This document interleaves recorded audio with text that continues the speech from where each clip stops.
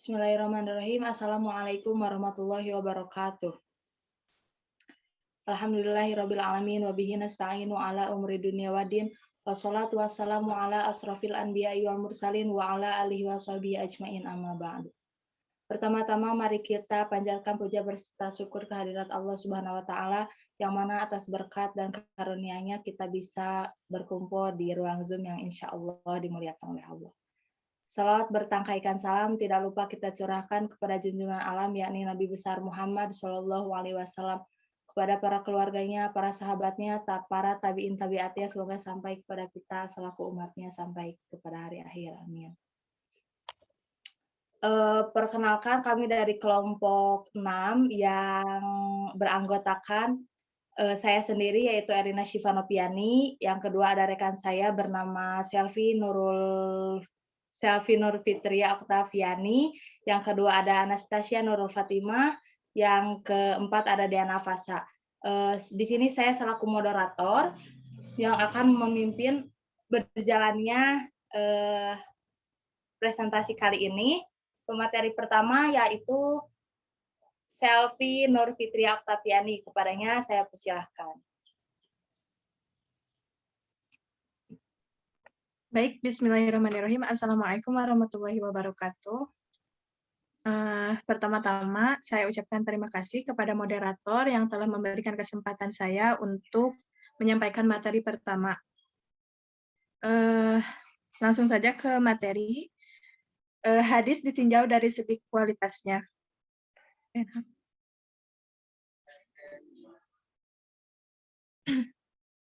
Pembicaraan tentang pembagian hadis dilihat dari segi kualitasnya ini tidak terlepas dari pembahasan mengenai pembagian hadis ditinjau dari segi kuantitasnya, yakni dibagi menjadi hadis mutawatir dan ahad sebagaimana telah dibicarakan pada minggu lalu. Sedikit mengulas pembahasan minggu lalu, hadis mutawatir memberikan pengertian kepada yakin al-qati bahwa Nabi Muhammad SAW benar-benar bersabda, berbuat, atau menyatakan ikrar persetujuannya di hadapan para sahabat. Berdasarkan sumber-sumber yang banyak dan mustahil, mereka bersama-sama sepakat berbuat dusta kepada Rasulullah SAW. Oleh karena kebenaran sumber-sumbernya benar-benar telah meyakinkan, maka ia harus diterima dan diamalkan dengan tanpa mengadakan penelitian dan penyelidikan, baik terhadap sanad maupun matanya. Berbeda dengan hadis ahad yang hanya memberikan faedah zanni atau prasangka yang kuat akan kebenarannya, mengharuskan kita kepada mengadakan penyelidikan baik terhadap sanad maupun matanya, sehingga suatu hadis ahad tersebut menjadi jelas apakah dapat diterima sebagai hujah atau ditolak. Nah, dari persoalan inilah para ulama hadis kemudian membagi hadis tinjau dari segi kualitasnya menjadi dua, yakni hadis maqbul dan hadis mardud. Yang pertama ada hadis makbul. Makbul menurut bahasa berarti mahfuz atau yang diambil, dan musaddaq atau yang dibenarkan atau diterima. Sedangkan menurut istilah, hadis makbul adalah hadis yang unggul pembenaran pemberitaannya. Syarat-syarat penerimaan suatu hadis untuk menjadi hadis yang makbul, yaitu bila sanad-sanadnya bersambung, diriwayatkan oleh rawi yang adil dan dabit, matan-matannya tidak syadz dan tidak berilat. Dengan demikian, hadis maqbul adalah hadis yang dapat diterima atau pada dasarnya dapat dijadikan hujah dan panduan pengamalan syariat. Berdasarkan penjelasan di atas, maka para ulama membagi hadis maqbul menjadi dua bagian, yaitu hadis sahih dan hasan. Nah, yang pertama ada hadis sahih. Pengertian hadis sahih, menurut bahasa berarti sehat, lawan kata dari sehat adalah sakit. Kata sahih juga telah menjadi kosakata bahasa Indonesia dengan sah, benar, sempurna, sehat, tiada celanya. Sedangkan menurut istilah di kalangan ulama ialah hadis yang bersambung sanadnya diriwayatkan oleh rawi yang adil dan dabit atau kuat daya ingatnya, selamat dari kejanggalan atau syadz dan cacat ilat.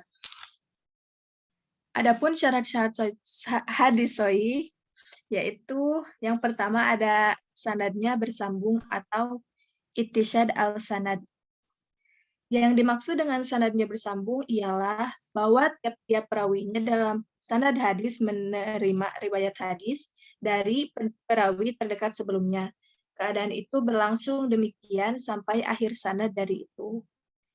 Dengan demikian, dapat dikatakan bahwa rangkaian para perawi hadis sahih sejak perawi terakhir sampai kepada perawi pertama atau para sahabat yang menerima hadis langsung dari Nabi Muhammad SAW bersambung dalam periwayatannya. Yang kedua ada perawinya adil, atau kata adil menurut bahasa berarti lurus, tidak berat sebelah, tidak zalim, tidak menyimpang, tulus, atau jujur. Seseorang dikatakan adil apabila apa adanya sifat-sifat yang dapat mendorong terpeliharanya ketakwaan, yakni senantiasa melaksanakan perintah dan meninggalkan larangan, dan terjaganya sifat muru'ah, yaitu senantiasa berakhlak baik dalam setiap tingkah lakunya. Syarat hadis sahih yang ketiga ada perawinya dabit. Kata dabit menurut bahasa adalah yang kokoh atau yang kuat, yang hafal dengan sempurna. Seorang perawi dikatakan dabit apabila perawi tersebut mempunyai daya ingatan yang sempurna terhadap hadis yang diriwayatkannya. Syarat yang keempat yaitu tidak syadz atau janggal. Maksud syadz atau sujud di sini adalah hadis yang bertentangan dengan hadis lain yang lebih kuat atau lebih thiqoh.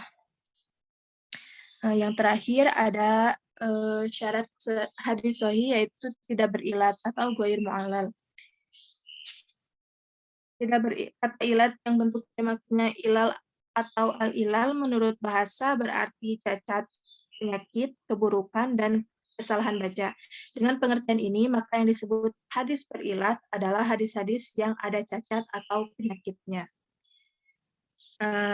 Lanjut ke macam-macam hadis sahih. Macam-macam hadis sahih di sini ada dua, yaitu yang pertama sahih li zatihi dan yang kedua ada sahih li ghairihi.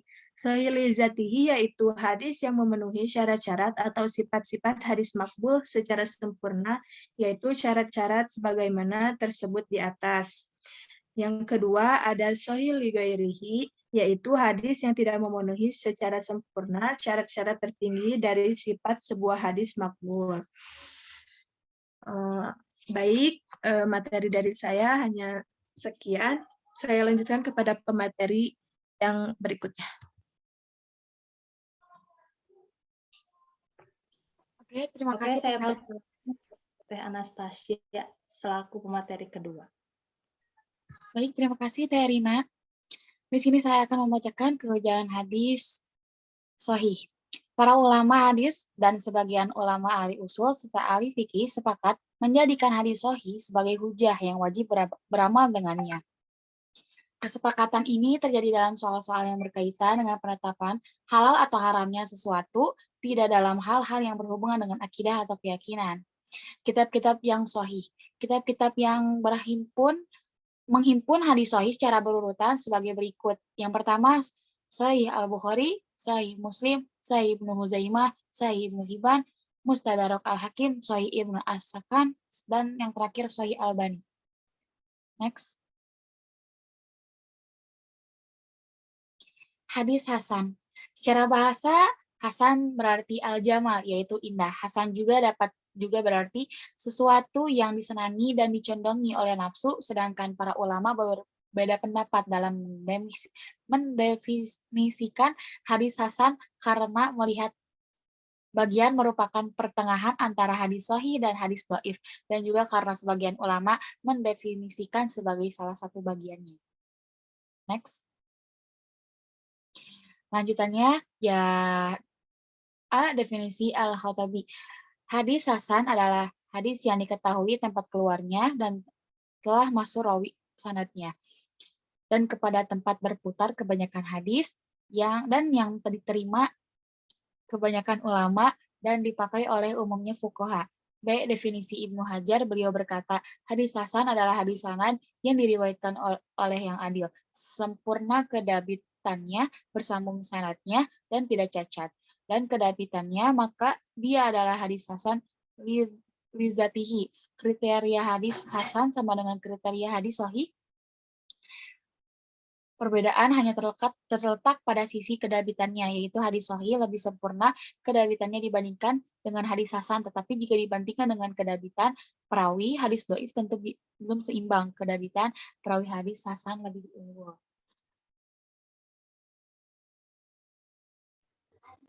Selanjutnya materi ketiga yaitu Teh Deana Fasa. Silakan. Baik, terima kasih Teh Rina. Untuk selanjutnya hadis mardud. Mardud menurut bahasa berarti yang ditolak atau yang tidak diterima. Sedangkan menurut istilah, hadis mardud adalah hadis yang tidak unggul pembenarannya, pemberitaannya. Penolakan hadis ini dikarenakan tidak memenuhi beberapa kriteria persyaratan yang ditetapkan oleh para ulama, baik yang menyangkut sanad seperti perawi harus bertemu langsung dengan gurunya, maupun yang menyangkut matan seperti isi matan dan tidak bertentangan dengan Al-Quran dan lain-lain. Hadis mardud tidak mempunyai pendukung yang membuat keunggulan pembenaran berita dalam hadis tersebut. Hadis mardud tidak dapat dijadikan hujah dan tidak wajib diamalkan. Sedangkan makbul wajib dijadikan hujah dan wajib diamalkan. Secara umum, hadis mardud adalah hadis doif atau lemah. Pada akhirnya, pembagian hadis dilihat dari diterima tidaknya dibagi menjadi 3, yaitu hadis sahih, hasan, dan doif. Next. Hadis doif, pengertiannya yaitu secara bahasa, hadis doif berarti hadis yang lemah lawan dari qawi atau yang kuat. Para ulama memiliki dugaan kecil bahwa hadis tersebut berasal dari Rasulullah Shallallahu Alaihi Wasallam. Dugaan kuat mereka hadis tersebut tidak berasal dari Rasulullah Shallallahu Alaihi Wasallam. Adapun para ulama memberikan batasan bagi hadis doif sebagai berikut.